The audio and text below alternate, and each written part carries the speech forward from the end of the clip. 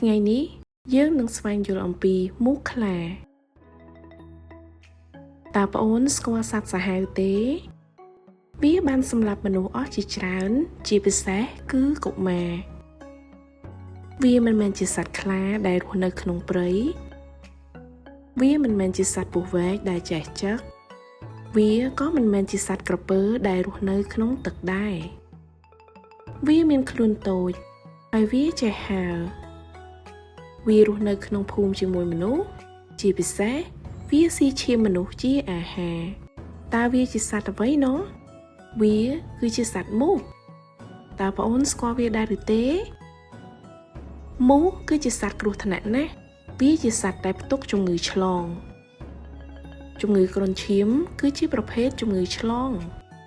ជំងឺគ្រុនឈាមឆ្លងពីមនុស្សម្នាក់ទៅមនុស្សម្នាក់ទៀតដោយសារមូសខ្លាញី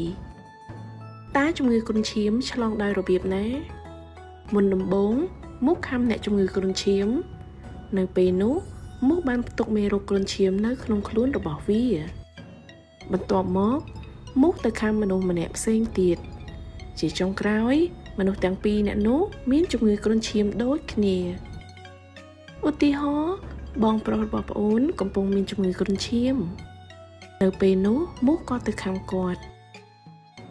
ក្រោយមកមូសនោះក៏ទៅខាំប្អូនទៀតដូច្នេះប្អូនក៏មានជំងឺគ្រុនឈាមដូចបងប្រុសរបស់ប្អូនដែរ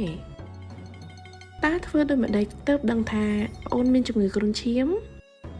បើប្អូនមានជំងឺគ្រុនឈាមប្អូននឹងមានរោគសញ្ញាមួយចំនួនដូចជា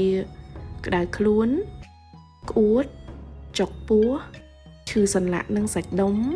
ឡើងកន្ទួលស្បែកនិងឈឺក្បាលនៅពេលដែលប្អូនមានរោគសញ្ញាបែបនេះ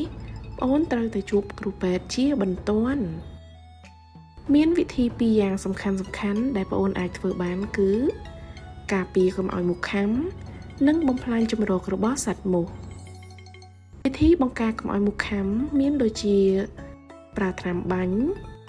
ចងមុងជៀសវាងទៅលេងនៅទីងងឹតស្លៀកសម្លៀកបំពាក់ពណ៌ភ្លឺប្រើប្រដាប់ឆក់មូសបិទសំណាញ់បង្អួចប្រើធូបមូសឬប្រើថ្នាំលាបដើម្បីបំផ្លាញជម្រករបស់សត្វមូសយើងត្រូវបំផ្លាញទឹកដក់នៅជុំវិញផ្ទះនៅក្នុងសម្បកកង់នៅក្នុងសម្បកដូងនៅក្នុងកំប៉ុងនិងគ្របពាងទឹកគ្រប់ពេលវេលាផ្ទះយើងស្អាតភូមិយើងមានអនាម័យយើងជៀសផុតពីជំងឺគ្រុនឈាមយើងទាំងអស់គ្នាមានសុខភាពល្អសំណួរ1តើសត្វអ្វីដែលសាហាវបង្កជំងឺគ្រុនឈាម2តើគ្រុនឈាមឆ្លងតាមរបៀបណា3បើប្អូនកើតជំងឺគ្រុនឈាមតើប្អូនត្រូវទៅណា4តើប្អូនត្រូវការពារយ៉ាងដូចម្តេចដើម្បីកុំឲ្យកើតជំងឺគ្រុនឈាម5ហេតុអ្វីបានជាប្អូនត្រូវមានអនាម័យជួបគ្នាសៀវភៅក្រោយទៀតបាយបាយ